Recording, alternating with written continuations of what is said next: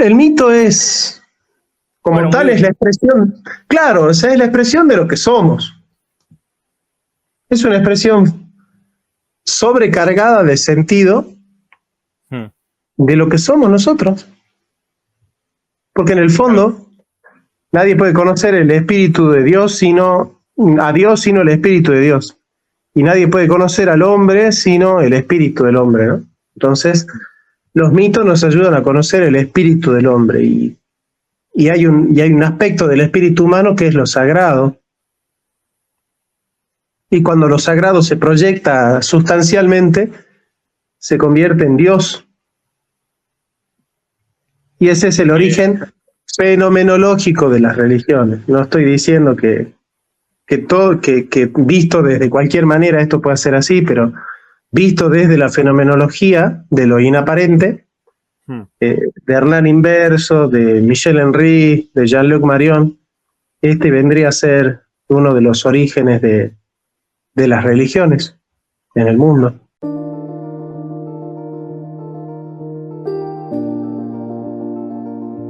La filosofía está hecha para conocer la verdad, pero no una verdad que cierra, sino una que abre caminos. Si todos piensan lo mismo, es porque nadie está pensando.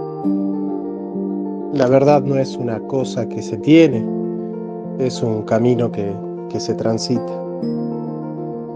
Siempre digo que un trabajo esencial en la filosofía es la preparatio veritatis, la preparación para la verdad. Y no todos están preparados para conocer esa verdad. Dice Heidegger que el hombre es Sein zu Tode, ser para la muerte, pero nadie puede habitar plenamente su muerte si no aprendió a habitar plenamente su vida. Somos seres para la vida.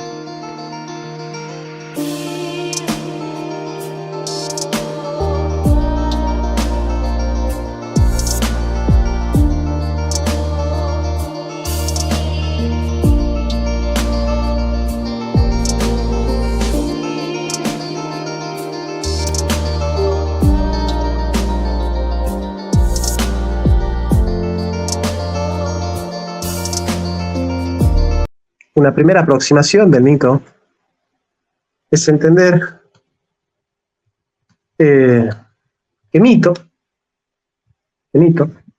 es una narración simbólica, a decir de Paul Ricoeur. Es una narración simbólica que nos relata o nos cuenta un hecho extraordinario que se remonta a la noche de los tiempos, ¿no? Hoy se utiliza como sinónimo de ficción o de ilusión, o cuentos de viejas, ¿no? Mitos, leyendas, se utilizan como sinónimos. Pero en realidad, los mitos son almacenes de experiencias profundas de la vida humana. Son los recovecos últimos del espíritu, las argucias literarias del alma en busca del sentido. Es por eso que la definición menos imperfecta de mito, llevada a cabo por Mircea Eliade en su libro que se llama Mito y Realidad, es la definición que a mí más me gusta. El mito cuenta una historia sagrada, relata un acontecimiento que ha tenido lugar en el tiempo primordial, el tiempo fabuloso de los comienzos. Dicho de otro modo, el mito cuenta cómo, gracias a las hazañas de los seres sobrenaturales, una realidad ha venido a la existencia, sea esta la realidad total, el cosmos, o solamente un fragmento, una isla, una especie vegetal, un comportamiento humano, una institución.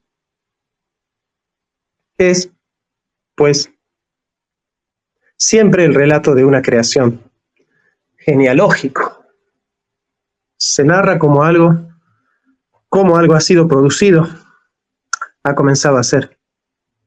El mito no habla de lo que ha sucedido realmente, de lo que se ha manifestado realmente. Sin embargo, los mitos son realidad, la auténtica realidad del mundo, ¿no?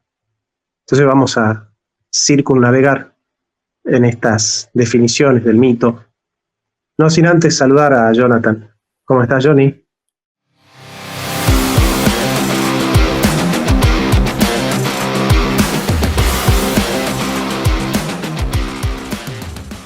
¿Cómo estás, tocayo?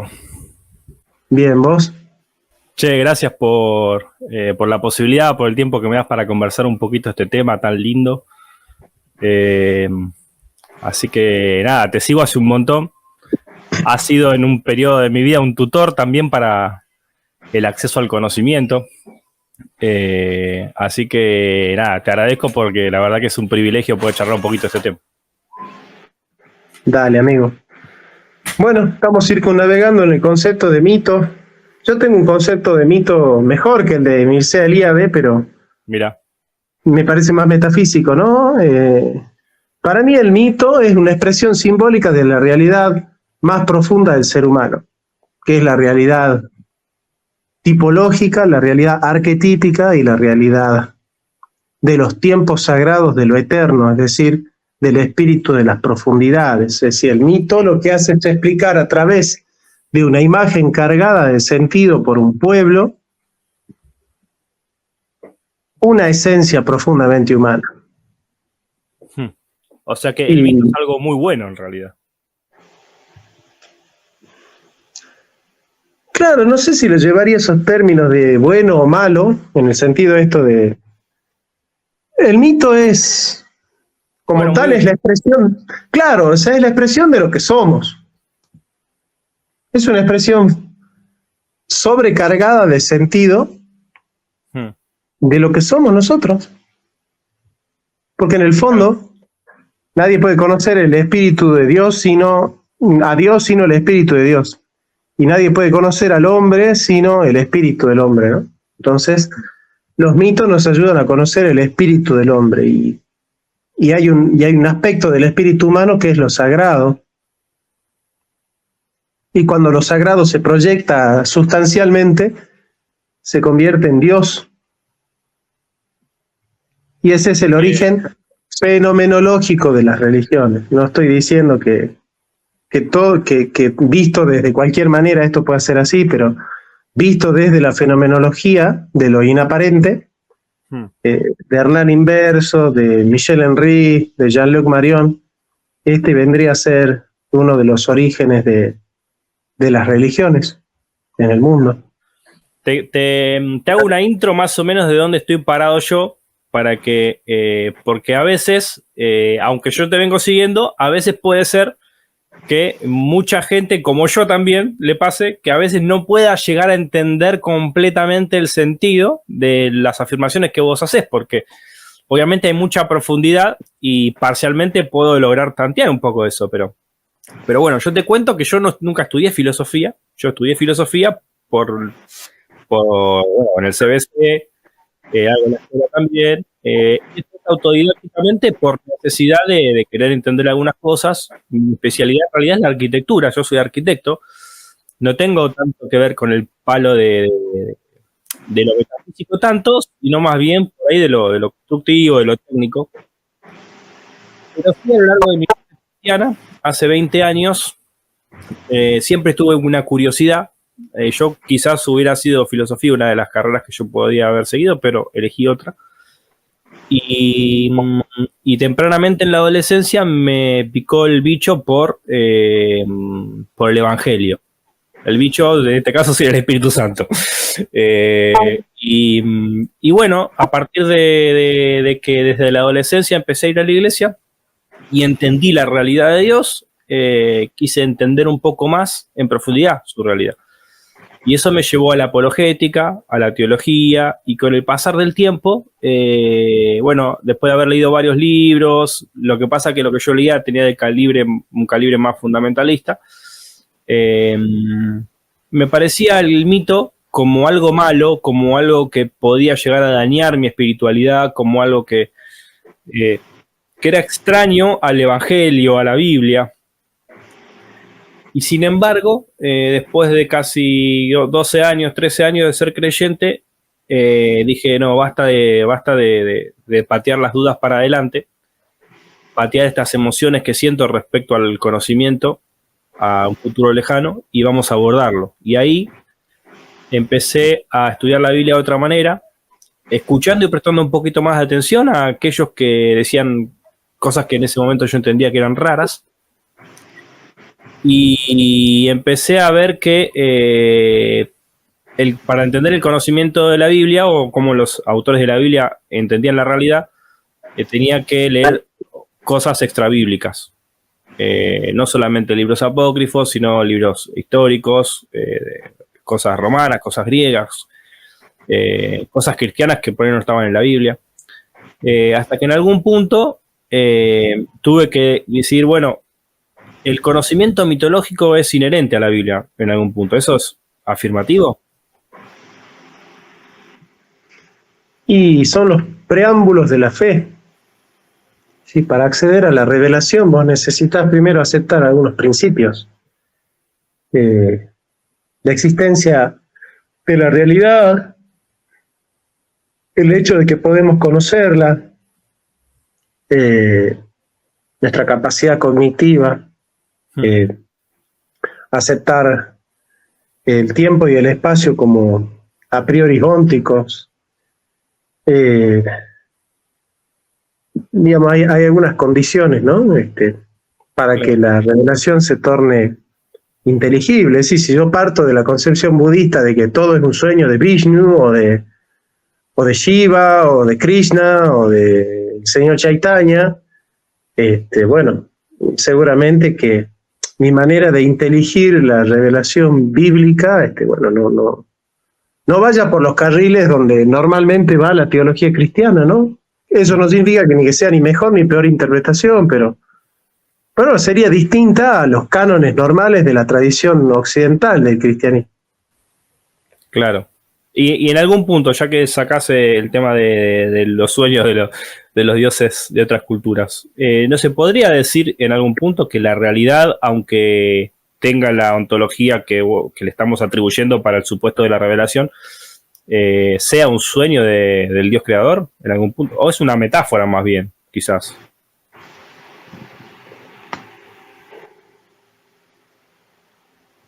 Los budistas hablan del hilo de Maya.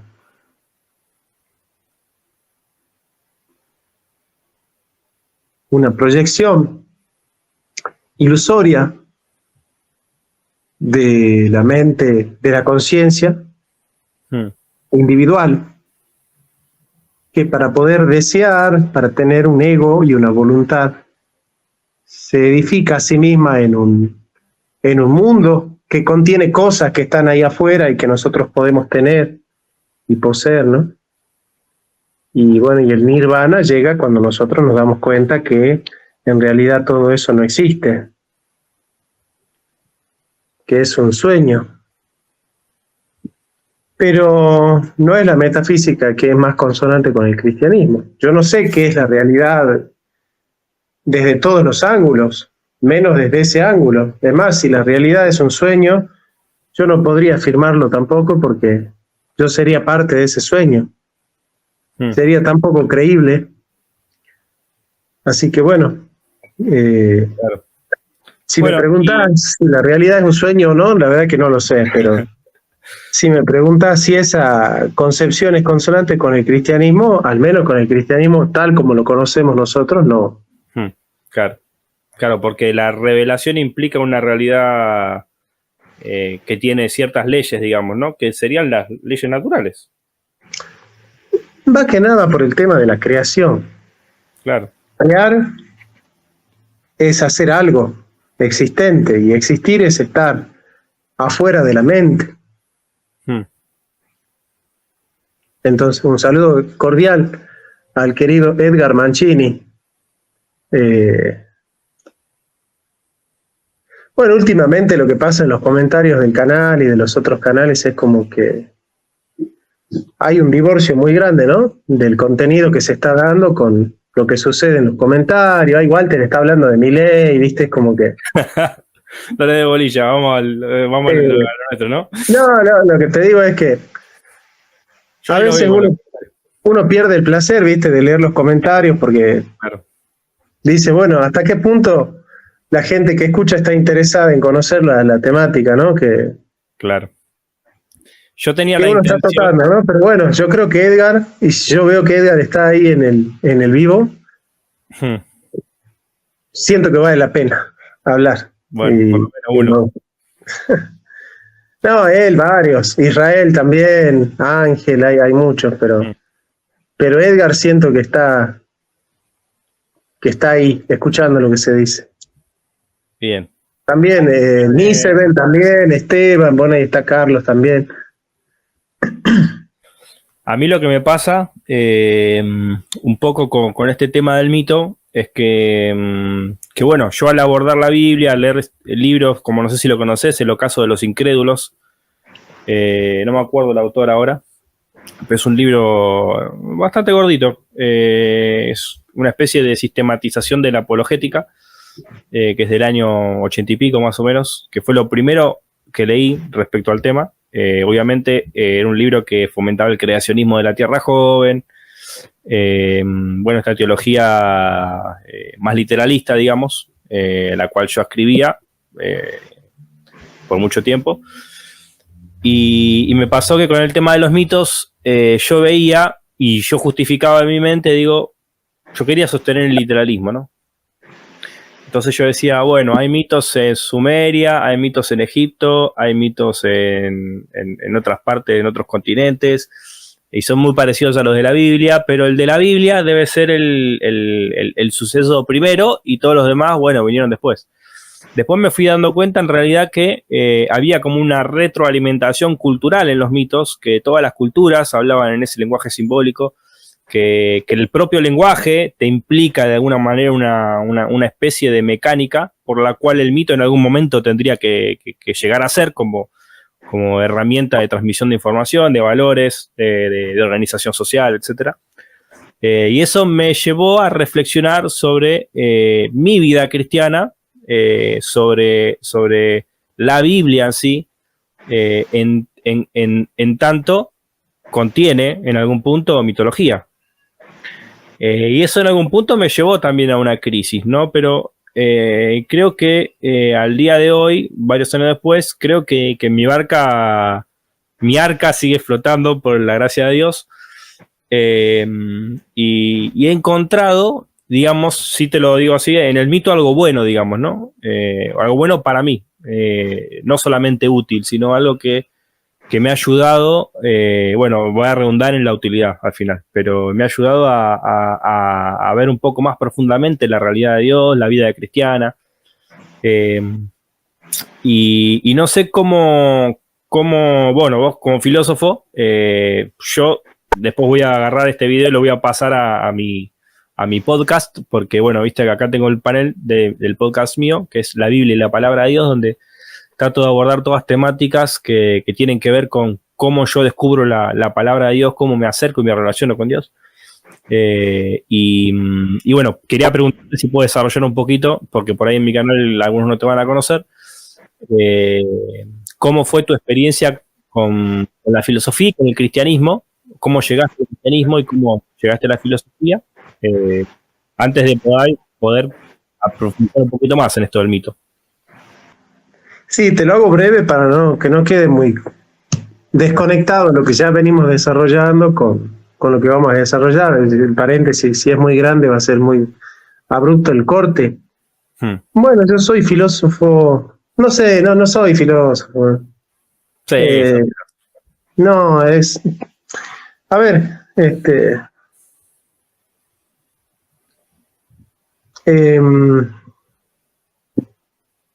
soy un lector, tampoco sé si bueno o malo, simplemente sé que me gusta, que lo disfruto, eso creo que sí lo puedo decir. Desde los 15, 16 años, ¿no?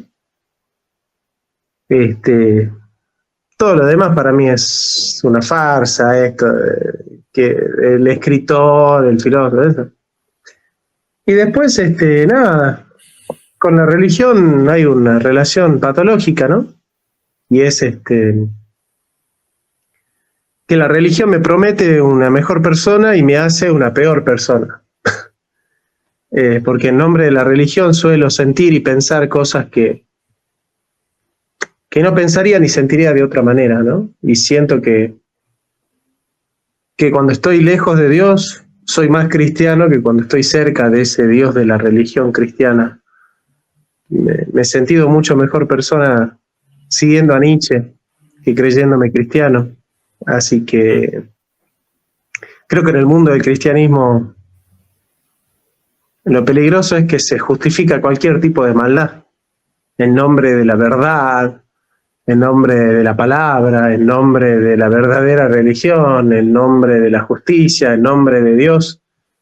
Se puede matar, se puede mentir, se puede robar, se puede engañar, se puede fornicar.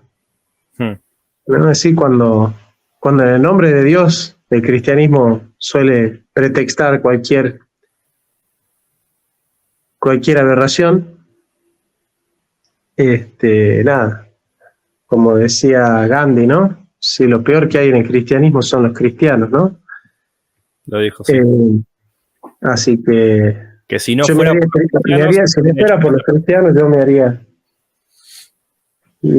seguiría la religión cristiana. Así que nada, no me parece que no tiene mucho sentido hablar de mí, Johnny. Está bien, no hay problema. Pero yo desde mi posición, yo creo que sos filósofo, por más que vos sepas tus limitaciones, obviamente del otro lado, y vamos a conocer mucho más limitaciones, por ende, en algún grado vamos a darte autoridad de filósofo. Y sí, me pasó algo parecido, porque vos fíjate que en realidad el cristianismo es una ramificación en algún punto de la tradición judía, porque Jesús era judío, Pablo era judío, los discípulos eran judíos, y obviamente en el judaísmo, entiendo yo, después de varios años de leer la Biblia, aunque sí encuentro la palabra de Dios en el Antiguo Testamento y encuentro muchísimas cosas buenas y valores muy buenos, también encontré esas cosas que vos decís, que a mí en algún punto me hicieron darme cuenta que estaba teniendo una disonancia cognitiva, ¿no? Porque Dios, el mismo que te mandaba a no matar, después te mandaba a aniquilar todo un pueblo. El mismo que te mandaba a no adulterar, le decía a Amós, andá y acostate con alguien que no es tu esposa y llevarlo a tu casa. Y el mismo que mandaba a no mentir, en el caso de Rahab, avalaba la mentira que en ese caso lo veo muy positivo, para preservar vidas. Entonces se empezó a hacer un cortocircuito en mi fe, en mi intelectualidad, en mi espiritualidad, pero lo traté de resolver por la vía, digamos, de lo que muchos conocen como la neortodoxia, que trata de tomar algo del liberalismo que en su momento estaba en auge, pero no tanto como para desfallecer en la fe, y conservar algo de la ortodoxia, pero no tanto como para vivir en la contradicción, en la disonancia cognitiva, digamos, respecto a la justificación de estos problemas. Entonces, es como que ahí, como dice Jorge siempre, tratando de hacer una especie de hermenéutica analógica, no siendo ni vocista ni equivocista, traté de tomar lo mejor y entender que podía encontrar palabra de Dios en la Biblia a pesar de todas estas cosas. Y bueno, y así mi vida cristiana fue caminando y nada, profundizando un poco más por medio de tu canal, por medio de otros canales también de filosofía y de cristianismo un poco más abierto, más flexible.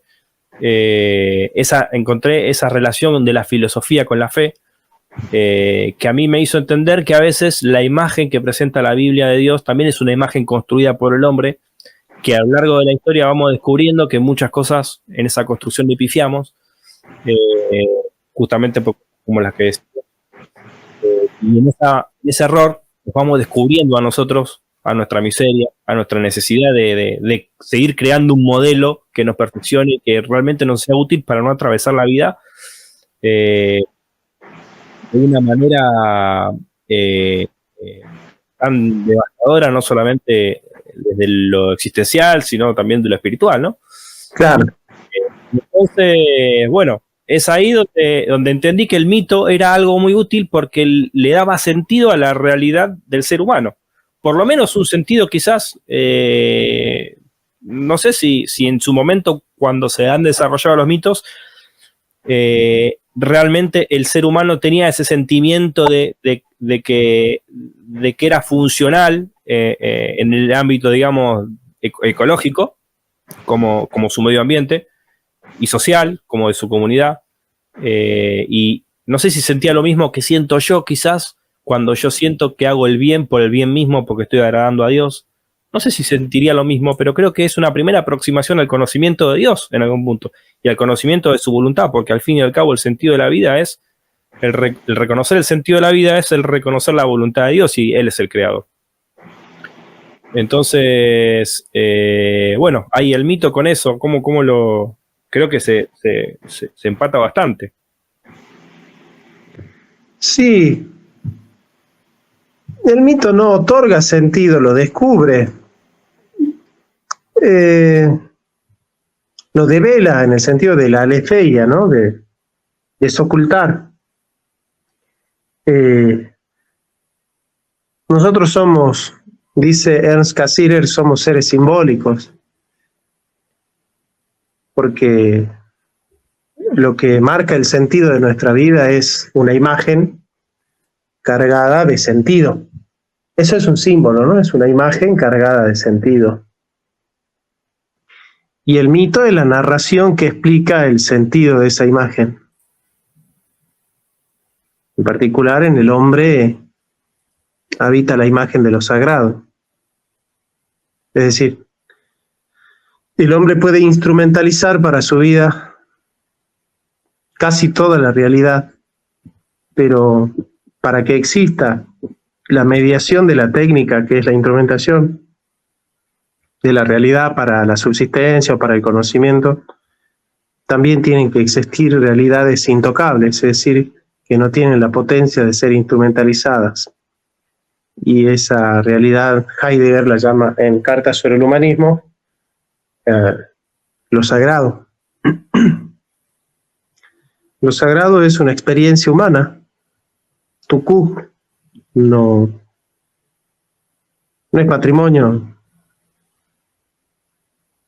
ni del cristianismo, ni del judaísmo, ni del islam, ni del budismo, ni del brahmanismo, ni del chamanismo, ni... Es patrimonio de todos y no es patrimonio de nadie. Lo sagrado. A través de la experiencia de lo sagrado, el hombre va desarrollando su itinerario histórico en base a una relación con lo sagrado, que va adquiriendo forma de imagen para cohesionar la identidad de un pueblo, y esas narraciones simbólicas le permiten a ese pueblo tener una conciencia histórica y otorgarle sentido a la vida, reunificando su relación, porque el hombre es un animal antianimal, es un animal que ha roto con el estrecho mundo de los sentidos y se abrió a la trascendencia.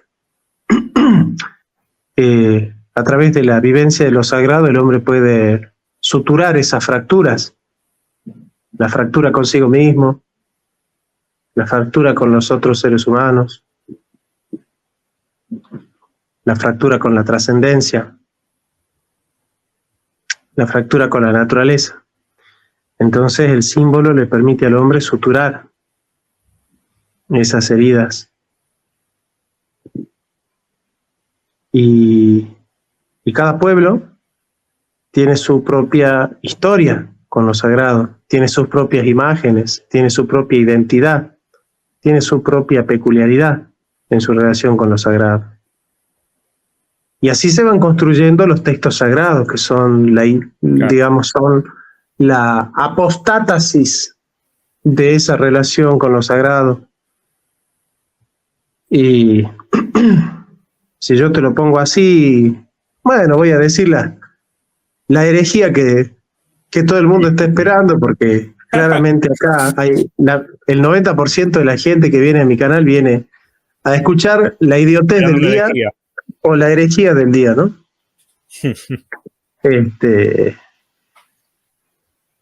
Digamos, tomar en serio el cristianismo, demasiado en serio, como diría Platón en el Teteto, la filosofía es para jugar, pero tomarla en serio, pero no tan en serio, como para olvidarte que es un juego, pero tomarla en serio para jugar bien. Cuando uno se lo toma demasiado en serio, como cualquier cosa en la vida, cuando nosotros nos tomamos demasiado en serio algo, lo rompemos. Y cuando no lo tomamos en serio, lo perdemos. Entonces hay que aprender a tomarse en serio las cosas, pero no tan en serio, diría Fito Páez. Por suerte nunca me tomé las cosas tan en serio, ¿no? Bueno, también lo dice Salomón, ¿no? Dice, sí, lo escribió Salomón, no sea, sé justo, pero no tan justo. Ah,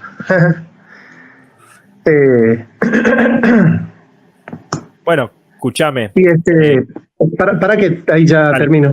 Vos avísame.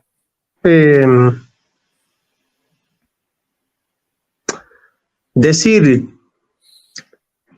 o sea, tomar el cristianismo demasiado en serio, es decir, che, ¿vos sabés que Dios nos habla a nosotros?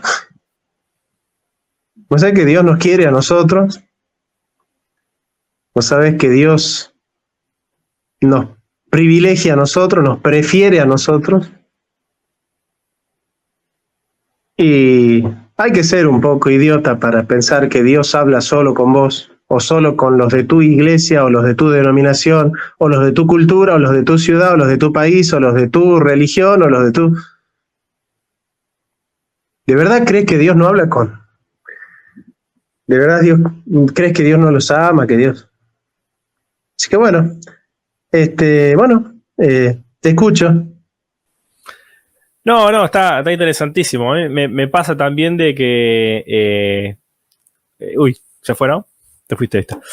De que el abrir un poquito la cabeza a esta herejía, digamos, de lo mitológico, te hace ser más comprensivo también con las demás culturas y las demás religiones en algún punto. Porque al entender que tu narrativa es un constructo en el que vos te haces una imagen de Dios a partir de, la analogía del ente, por ejemplo, podríamos decir, que varias veces lo aplicaste, y reconocerte en tu finitud y en tus limitaciones de que no sos inerrante y de que no sos infalible, como muchos se están defendiendo hoy y pregonan, tenés que tener la posibilidad o la opción de que la otra narrativa, que quizás está compitiendo con la tuya, tenga algo de verdad. Tenga algo lógico y compatible hasta quizás con tu narrativa también, en términos de utilidad, en términos de verdad última también, porque al fin y al cabo son dos personas tratando de hacer lo mismo, pero con caminos diferentes. Entonces, ahí se abre la pregunta, ¿no? Si al final a mí se me prometió que yo soy salvo por todo lo que yo pienso y lo que yo creo, y el otro lo piensa y lo cree diferente, entonces no tiene salvación. Pero evidentemente, si es un constructo esta narrativa, puede haber un cierto grado de flexibilidad en la que quizás el otro pueda tener algo de salvación también. Y quizás se pueda reinterpretar también la salvación en otro sentido, desde los caminos mitológicos que se van construyendo a lo largo de la historia. Y creo que está eso también en algún sentido en la Biblia, porque si bien el mito es algo muy antiguo, la Biblia al parecer no es tan antigua como el mito. Aunque hay una dialéctica con lo mitológico. Y creo que en la Biblia se puede detectar un camino, que creo que hablábamos antes. No, te lo mandé lo hablamos creo que cuando te propuse el tema, de lo mitológico a la palabra y de la palabra a la ciencia moderna, digamos, ¿no? ¿Vos cómo ves ese devenir, como esas transiciones o evolución o progreso o involución, no sé? ¿Cómo lo ves vos referente a los mitos y al cristianismo? Mirá, es imposible hablar de mitos y cristianismo sin hablar de Rudolf Bultmann. Pero curiosamente, para Bullmann, el cristianismo no es un mito que se conceptualiza, que es lo que yo pienso, sino que es un concepto que se mitologiza. Es decir, lo que hace Grecia con el cristianismo no es conceptualizar, sino mitologizar el cristianismo, es decir, revestirlo al cristianismo de todas esas características que sobrenaturales, como que Jesús caminó sobre las aguas y esas cosas que hacen del cristianismo un mito que pueda difundirse en todo el heleno mundo, ¿no? Entonces, en el helenismo. Claro. Yo pienso al revés, yo pienso que las vivencias humanas más originarias son vivencias mitológicas y que luego se van conceptualizando para poder universalizar un mensaje abstracto en el cual Dios pueda hablarle a todo el mundo independientemente de su cultura, ¿no? Ese trabajo han hecho los padres alejandrinos sobre todo y antioquinos. Así que pienso yo que hay que remitologizar al cristianismo, no desmitologizar. Porque hay una utilidad en eso.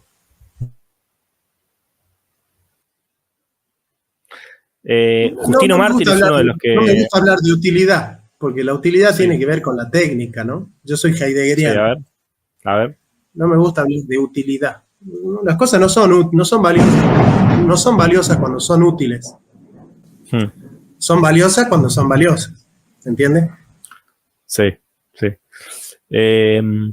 Bueno, Justino Mártir es uno de estos que creo que habla de la semilla del logos en las diferentes culturas, en los diferentes pueblos, y va tratando de detectar como una especie de esta semilla en los mitos, en los discursos, en las narrativas populares de los demás, de los demás cultos. Y en algún punto puede sonar para un cristiano, digamos, más fundamentalista, un poco chocante o herético el hecho de que se encuentre la palabra de Dios, se encuentre el logos en la narrativa de una cultura pagana.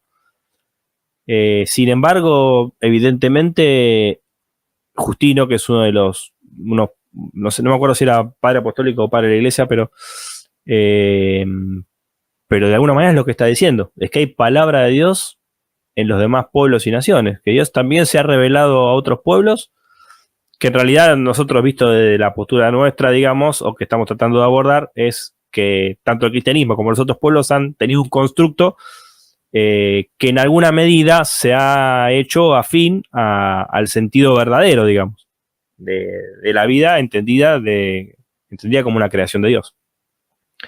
Y creo que muchos, y yo te he escuchado renegar, y ya renegaste al principio con los comentarios, pero de muchas afirmaciones que por ahí son difíciles de entender, y es verdad que la gente está muy susceptible con la resurrección, con el bautismo, con los símbolos eucarísticos.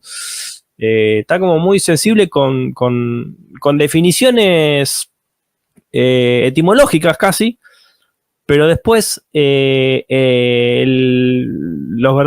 pingos se muestran en la cancha, digamos. O sea, yo puedo tener todo el discurso, pero si eso no me, como dice Jesús, ¿no? Si eso no me lleva a amar más a Dios, amando más al prójimo, es como que toda la parte de etimológica y tratar de pulir la definición del dogma sobre la realidad es como que se echa a perder. ¿Es un poco así? Sí, porque Dios no es un ser teórico, no es una sustancia que está ahí arriba. Dios no es, Dios se da. ¿Qué significa?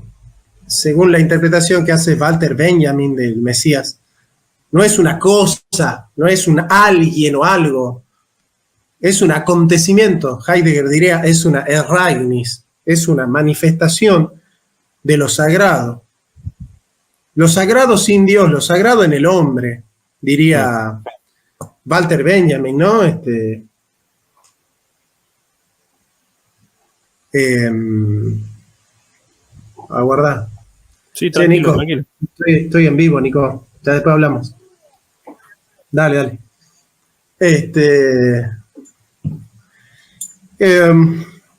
En el pianista, viste que el tipo decía, judío, judío, vení acá, judío, no le decía ni el nombre. Dice, judío, ¿vos tocás el piano? Sí. Bueno, él era polaco, ¿no? Tocó Chopin. Y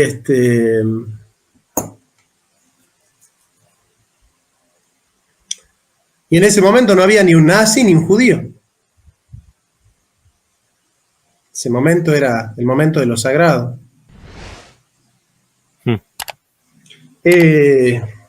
Se da.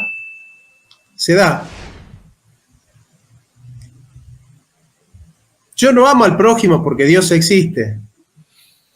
Dios existe porque yo amo al prójimo. Dios es todo aquello que nos reconcilia con el otro. Dios es todo aquello que nos reconcilia con nosotros mismos, con lo mejor de nosotros mismos. Dios es todo acontecimiento que nos lleva a los... Eso es. Pero Dios no es alguien que me ama a mí y a vos no. Que me habla a mí y a vos no. Eso no es Dios. Dios no es el garante de los privilegios de una casta etnológica o espiritual. Dios es el que convierte al hombre en un verdadero hombre. Y todo aquello que humaniza al hombre, que lo hace más plenamente humano y que lo hace recoger al rostro del otro, en el totalmente otro, en el tú absoluto, bueno, eso es Dios, eso es Dios. Y si no hay amor al prójimo, no hay Dios.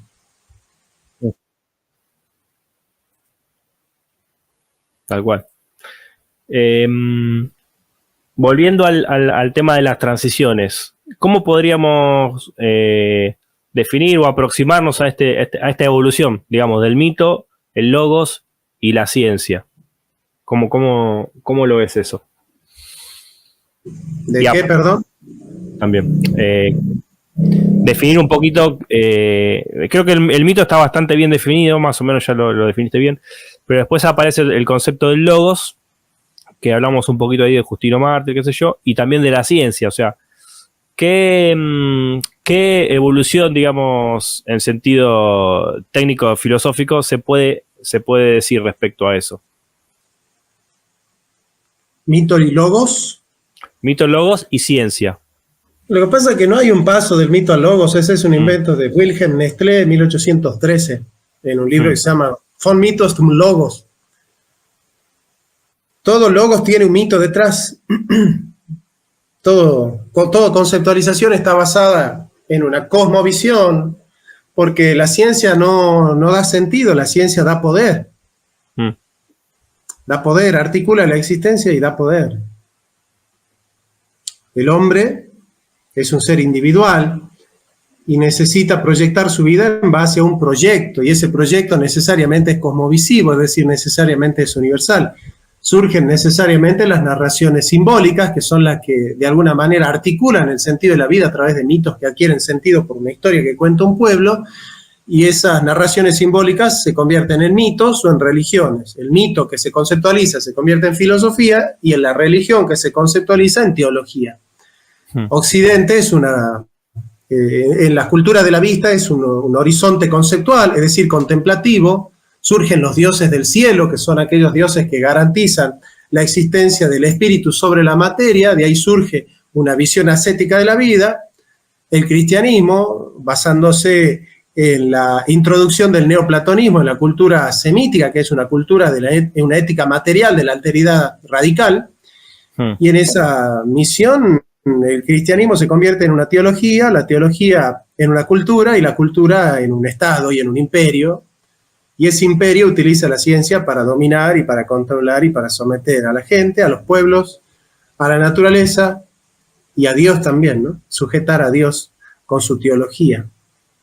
Así que esa es mi mirada sobre esta cuestión. O sea, es decir, el mito sigue estando detrás de todo lo que hacemos y vivimos. Sí, todo es mito. Todo es mito. La ciencia es un mito, porque la teoría evolutiva, Que no se puede demostrar nada. O sea, es suponer. No, la ciencia no es un mito, pero está el mito de la ciencia, que es el cientificismo.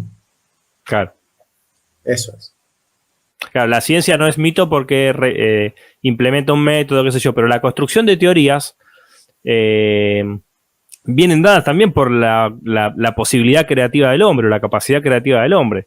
Si a un hombre no se le despierta la idea, no le viene la idea de poder atar, decime. Se está alargando la lluvia, tengo que descolgar la ropa. Bueno, seguí hablando vos dale. un ratito hasta que yo vuelva. No te preocupes que voy a hacer eso. Bueno, dale. Yo voy a compartir un poquito mis... Qué grande. Voy a compartir un poquito, ya que estamos, de dónde viene todo este tema de vincular el mito con la Biblia y con la palabra de Dios. Porque al fin y al cabo, si el mito es una herramienta rectora y una narrativa que te ayuda y que te guía en el proceso de la vida, no solamente diciéndote cómo tenés que hacer las cosas al proyectar los valores, sino también explicándote de dónde y por qué tenés que hacer las cosas así, por medio de la mirada retrospectiva, digamos. En algún punto, al filósofo, al preguntarse de dónde vengo, quién soy, a dónde voy, y al responder, el cristiano, somos creación de Dios, soy pecador, pero soy justificado y soy hijo de Dios, y ahora tengo un destino eterno de vida. Es inevitable hacer la asociación y decir, el cristianismo también es un mito, o el evangelio también es un mito. Y al decirlo así, bueno, suena una herejía bastante común a Jonathan, no a mí, sino a Jonathan Ramos. Pero también me ha pasado que el ponerlo en estos términos me ha causado el achaque o la crítica o quizás no la expulsión o el aislamiento por ahí en algún sentido de ciertas personas que no les gusta ver así el cristianismo, no les gusta asociarlo con esta mecánica creativa que el hombre tiene para tratar de explicar la realidad. Y por eso le decía a Jonathan, si la ciencia moderna no tiene algo de mitológico, en el sentido de que justamente lo que le iba a decir, que el hombre requiere de la creatividad para poder asociar, por ejemplo, la progresividad de los fósiles. Estaba comparando, no sé si pudiste escuchar algo, estaba comparando Sí. la capacidad creativa del hombre y el mito con el cristianismo, porque al fin y al cabo lo que estamos diciendo es que el cristianismo es un mito y que el evangelio es un mito y que es la narrativa que nos conduce a resolver los problemas de determinada manera en la vida. Es un mito, pero no es cualquier mito. El cristianismo es nuestro mito. Sí. No es cualquier mito. O sea, el cristianismo es la verdad porque es mi verdad. Y es mi verdad porque es mi mito. Y dentro de la lógica de mi mito, el cristianismo es la última religión, es la única religión. Y Cristo es el único camino, la verdad y la vida. Y sin Cristo no hay salvación. O sea, si yo me meto dentro de la lógica de mi mito funciona. Ahora, si yo me lo tomo en serio, entiendo que el cristianismo es la última religión. Si me lo tomo demasiado en serio, me olvido que eso es un mito. Y si no me lo tomo en serio, caigo en la New Age. Todas las religiones me salvan por igual. No, a mí solo me puede salvar el cristianismo, porque me lo tomo en serio. Pero no me lo tomo tan en serio para olvidarme que es un mito. Digamos, si yo me lo tomo demasiado en serio, Dante Urbina. Y si no me lo tomo en serio, Ullmann. ¿Se entiende? Sí, no sé si Ullmann no se lo tomaba completamente en serio. No lo tengo tan visto eso. Ullmann era más universalista en el sentido de decir que todas las religiones salvan. ¿Cómo? Si Ullmann era más de pensar. No. no se metía en ese tema, no sé si se pronunció al respecto, pero si el cristianismo funciona sin los milagros de Jesús, me parece que no hay mucho de sobrenatural ahí, ¿no? Claro, sí. Pero yo, por ejemplo, voy a una iglesia pentecostal. Y creo que los milagros son posibles. De hecho, a veces oramos y clamamos a Dios por milagros de sanidad.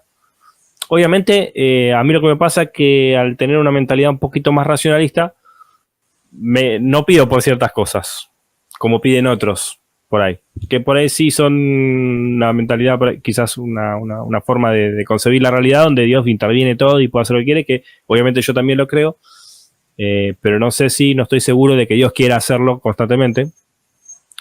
Y creo que yo, digamos, le doy la diestra a Bullman en muchas cosas de las que dice respecto a los milagros, etcétera, pero no dejo de saber que eso pasa en la realidad. Y si eso pasa en la realidad, puede ser que porque eso pasa en la realidad, lo terminaron describiendo así o escribiendo así. Quizás, yo no sé si Jesús le puso barro en los ojos a un ciego y el ciego instantáneamente se sanó. Pero yo sí sé que es una cosa plausible que puede pasar y que he conocido gente que no necesariamente en el instante ha sido sana de su ceguera, pero sí en un proceso corto tiempo, porque por ahí un año para volver a ser ciego no es nada, volver a ser vidente no es nada. Un año de tu vida para recobrar la vista no es nada, a no ser que la recobres a los 95 años, ¿no? Pero si la recobras de por lo menos el 50 o el 75% de tu vida hacia atrás, creo que no es nada.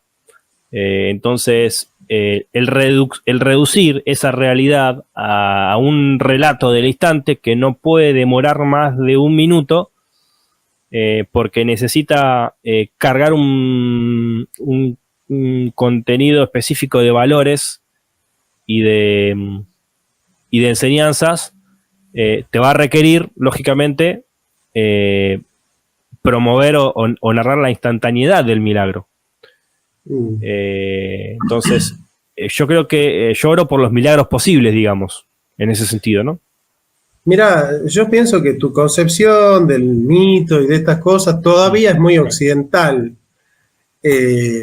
y que te estás haciendo las preguntas que te van a ayudar a salir de esa concepción, pero aún estando dentro de la concepción.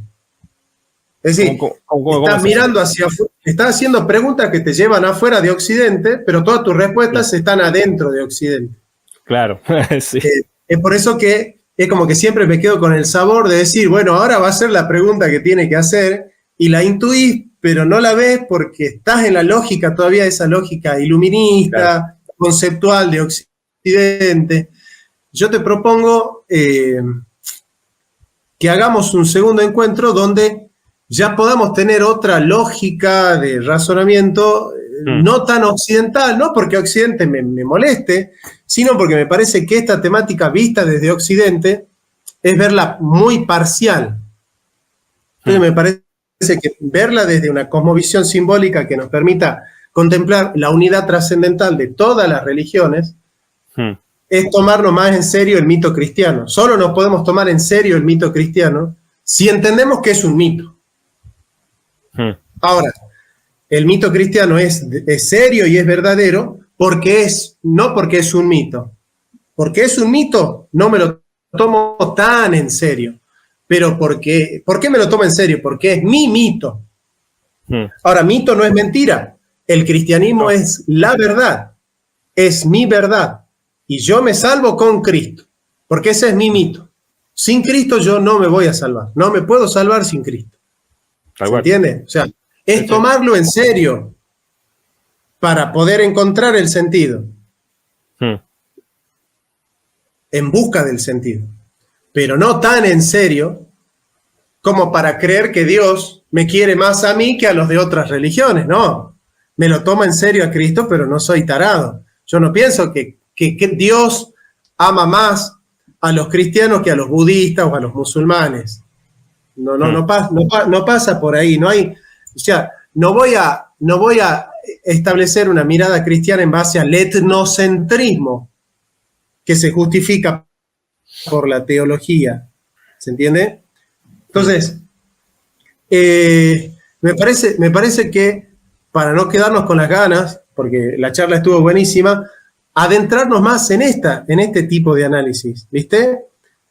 Porque dentro de la lógica occidental, si yo digo que el cristianismo es un mito, es que es un cuento de viejas, que en realidad Jesús murió muerto, comido por los perros, que murió en una fosa común, y que después los apóstoles inventaron un relato exaltando la gloria del Maestro hasta construir los relatos sobrenaturales de los milagros de Jesús, y construyeron el cristianismo. No es eso lo que yo estoy diciendo. Yo estoy diciendo que Jesucristo verdaderamente nació de una virgen, verdaderamente caminó sobre las aguas, verdaderamente convirtió el agua en vino, verdaderamente resucitó de la cruz. Dentro de la lógica epistémica del símbolo de mi mito, esto es absolutamente verdadero, más verdadero que cualquier dato científico, porque el dato científico es un dato que da poder, pero no da sentido. Este mito le otorga sentido a toda la realidad. Pero hay que ir a otra lógica, ¿me entendés? Hay que develar el mito como la estructura narrativa del arquetipo de Jung.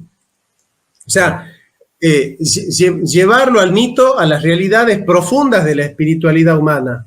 No entender mitos simplemente como, bueno, es que el cristianismo viene de los mitos mesopotámicos y es una reinvención judía de los mitos del antiguo Próximo Oriente, y eso todavía está eso todavía es la lógica occidental. La lógica oriental es que todo mito es verdadero cuando funciona. Claro. ¿Sí? Por eso estoy hablando desde la perspectiva de la realidad, desde la fenomenología, y desde la perspectiva de lo inaparente, del simbolismo. Después, bueno, acá hay gente que no le da el cuero para entender lo que estamos diciendo. Bueno, es normal que si hay 56 personas, 50 no les dé el cuero, digamos, para entender desde dónde es que estamos hablando. ¿Me entendés? Porque si hay gente que solo está acostumbrada a escuchar que la Virgencita me ama, que Jesucito me ama, que Diosito me ama, que pum, pum, pum, pum. Y claro, viene alguien a hacerles un planteo distinto, desde una lógica de desarrollo distinta, y no tiene sentido, pero bueno, si vos estás acá escuchando y no te da para entender lo que está, es probablemente porque lo que decimos no está hecho para vos, o vos no estás hecho para lo que nosotros decimos. No, entonces, muchas veces no ves lo que se está diciendo y tenés dos opciones, o creer que lo que se está diciendo es muy superior a lo que vos podés entender, o creer que el que está hablando es un idiota. ¿No? Hay como dos grandes posturas con respecto a lo que se puede hacer cuando lo que alguien está diciendo vos no lo entendés. Claro. Pero me gustaría que cierres con esto. Si en definitiva para vos el cristianismo es un mito, ¿qué clase de mito es para vos? Y ahí está, ¿no? Tenemos el inclusivismo absoluto de Wagner, que todos somos cristianos, pero los que no lo son de manera consciente son cristianos anónimos. Claro. Y después está el exclusivismo absoluto de Barth, que aquellos que no están dentro de la religión cristiana no se pueden salvar de ninguna manera. ¿Qué pensás al respecto, querido Johnny? Y yo pienso que, aunque yo interpreto y entiendo desde mis limitaciones, quizás occidentales, el mito de esa manera, creo que, como decías vos, para mí es el mito verdadero, es el mito que agota todos los mitos, y fuera de este mito, los demás relatos no tocan ni los talones. Los demás mitos no llegarían a competir en algún sentido, ¿no? Aunque en la realidad compitan a veces, desde mi vivencia, desde mi experiencia, puedo decir que no tengo la seguridad intelectual de que occidentalmente se hayan cumplido muchas de las cosas, pero, como decís vos, a mí me funciona. A mí me da seguridad, me da paz, me siento perdonado, me siento completo. Y no sé en qué otra religión, en qué otro mito puedo encontrar una solución a mi miseria. No sé en qué otro mito puedo encontrar una solución a la restauración de las cosas que entiendo que son defectuosas en mi vida, porque en la práctica me llevan a sufrir. Entonces, por eso es mi vito predilecto en algún sentido, ¿no? Si se me es lícito poder hablar así del cristianismo.